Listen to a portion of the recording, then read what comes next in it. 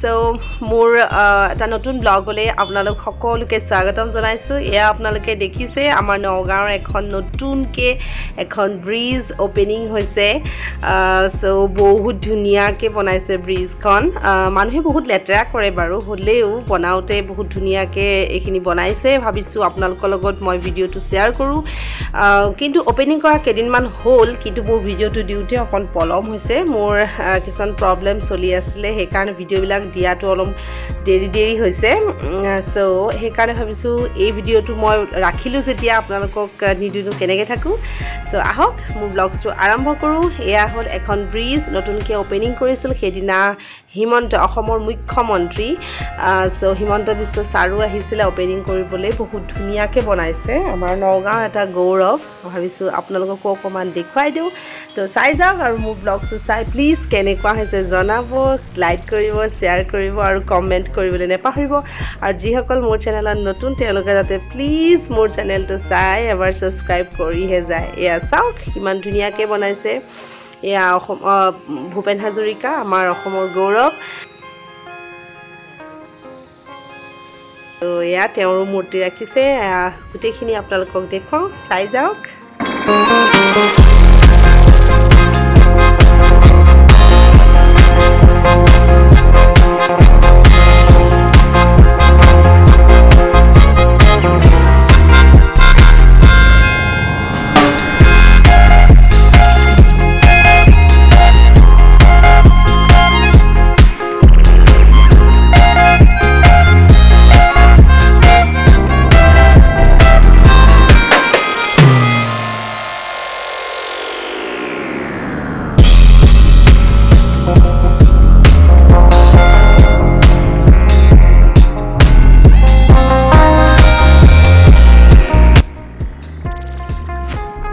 চাওকচোন ইমান ধুনীয়াকৈ ব্ৰিজখন সজাই দিছিলে সেইদিনা ফুল মালা মানে ইমান ধুনীয়া লাগিছিল এইবিলাক সব কেঁচা ফুল নাৰ্জী ফুলটো হয় বহুত ধুনীয়াকৈ সজাই দিছিলে বহুত বেছি ভাল লাগিছিল দেখিবলৈ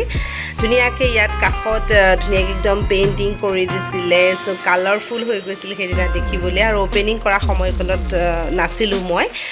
ডাল ফুল বজাই ধুনীয়াকৈ কলপুলি পুতি দিছিলে ইমান ধুনীয়া লাগিছিল দেখিবলৈ মানে চালে চাই থাকিব মন যায় সো হেয়া আপোনালোকক অকমান দেখুৱাই দিছোঁ প্লিজ কমেণ্ট কৰিব কেনেকুৱা লাগিছিল আমাৰ নগাঁৱৰ এইখন নতুন ব্ৰিজখন সো চাই পেলাই কেনেকুৱা লাগিছিল জনাব সো বহুত ধুনীয়া হৈছে ওপেনিং কৰাৰ পিছত এয়া মানুহ আহি যাব বুলি ধৰিছিলেই আৰু গোটেইখিনিতো আপোনালোকে দেখিছেই সো চাই পেলাই কেনেকুৱা হৈছে কমেণ্ট কৰিব চাই যাওক